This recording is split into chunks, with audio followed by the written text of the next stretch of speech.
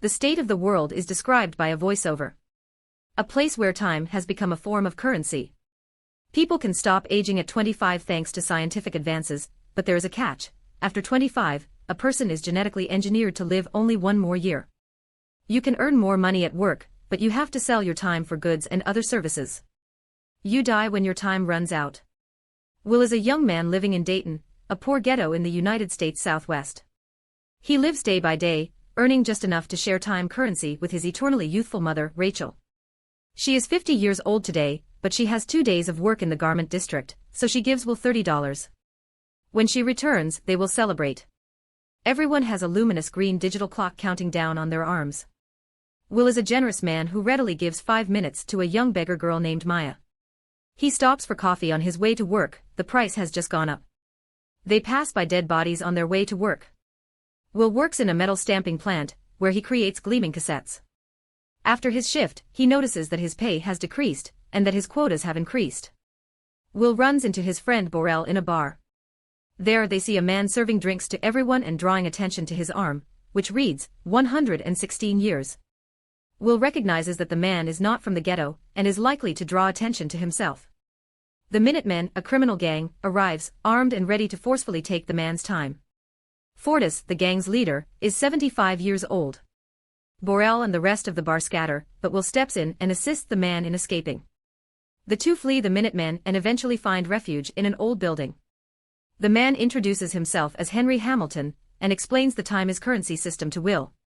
It had been established as a means of population control following advances in anti-aging processes, but people were still alive. Inflation and lower wages were intended to keep the population under control.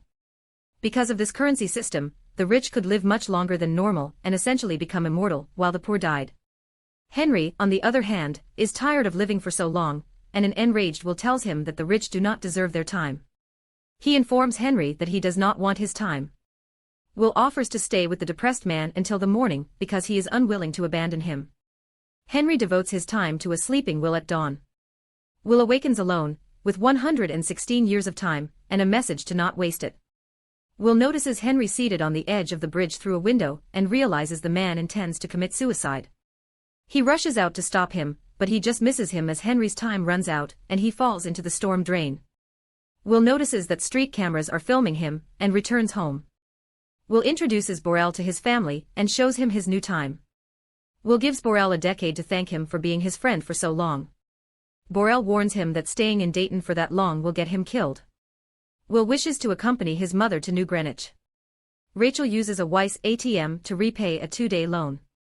She tries to catch a bus home, but the fare has increased to 2 hours and she only has 90 minutes left. She has to flee in a panic. Will is at the bus stop when he notices something is wrong and runs toward Rachel. They meet somewhere in the middle, but it's too late, the mother dying in the arms of her son. Later, Will arranges for a private stretch Lincoln limo to pick him up and transport him to a more prosperous time zone.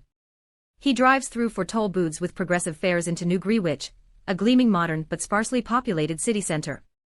A young lady across the room notices him after he has cleaned himself up to dine at a nice restaurant. The waitress advises him to slow down in order to blend in with the wealthy, and she recommends a casino nearby. Meanwhile, the timekeepers, a body of authority similar to the police, discover Henry's body. Raymond Leon notices the surveillance cameras and investigates the footage.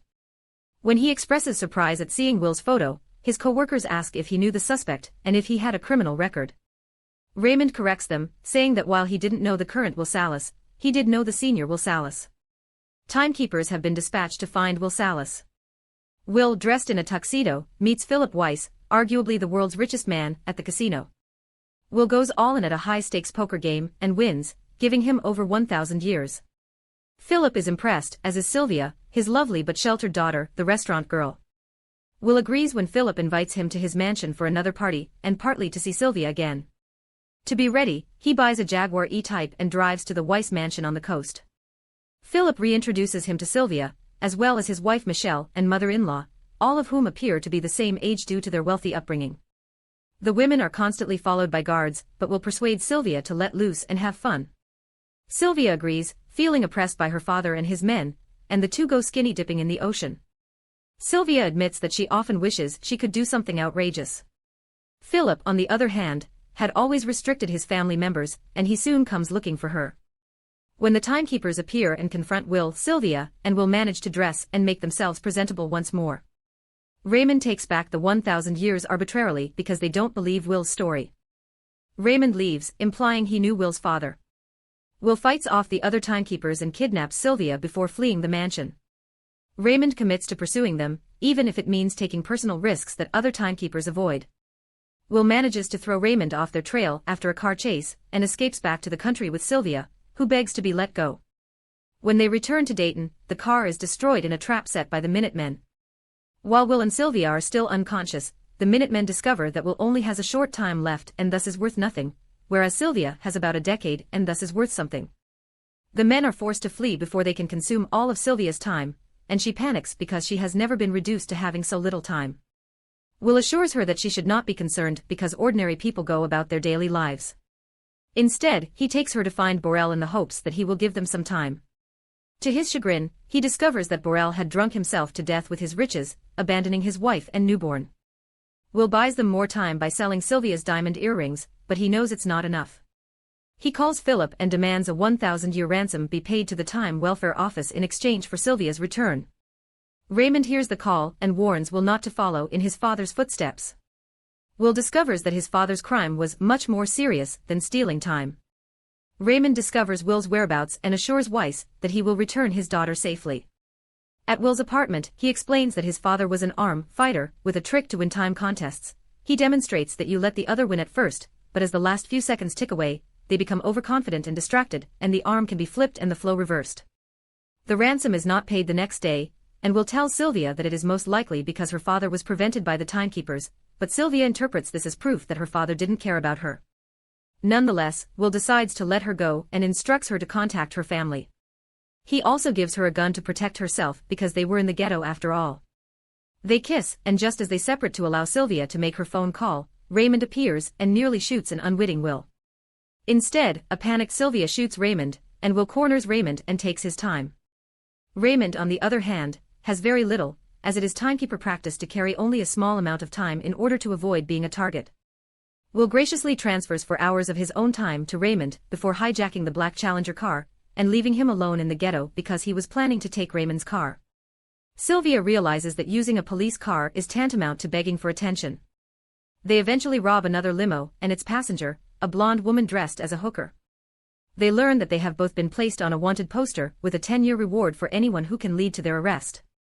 Philip examines a large world map with colored lights and numbers, assuring his business partners that his daughter would not destabilize the current economic system. Raymond escapes the ghetto, despite being verbally harassed the entire time, and meets Philip. Weiss tries to bribe Raymond into rescuing his daughter, but Raymond informs him that Sylvia's actions will result in her arrest as well. Raymond will have Philip arrested if he intervenes and tries to save his daughter. Will teaches Sylvia how to use a handgun, and she offers to assist him in gaining time. Will and Sylvia drive an armored car through a Weiss bank window, scooping up a large number of time cassettes. They invite onlookers to grab whatever they can as well. The large status board demonstrates the disparity. This endears them to the majority of the ghetto's residents. Weiss watches the robbery news report while his wife chastises him for suffocating them. In a motel, the two become closer, then realize something is wrong and barely escape Ray and his squad. Ray pursues them across rooftops in a running gun battle, refusing to let them go. They are able to elude capture by bribing a bus driver. For privacy, a seedy hotel will rent out the entire building. Fortis and his gang rouse civilians until one of them admits to seeing the two runaways.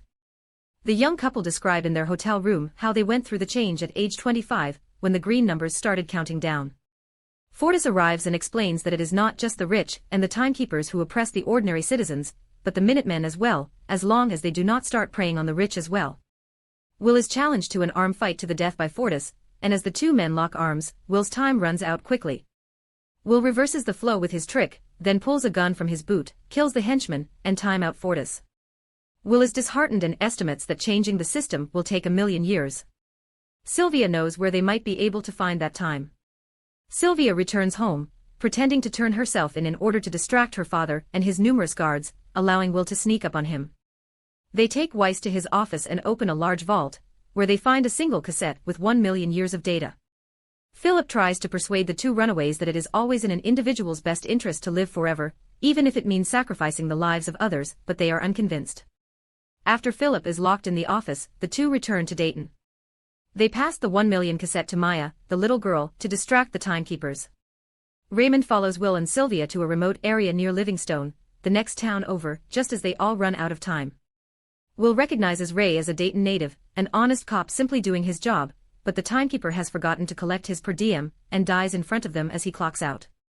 With only a few seconds to spare, Will notices a police car in the distance and runs, transferring the timekeeper's per diem from the center console device to himself.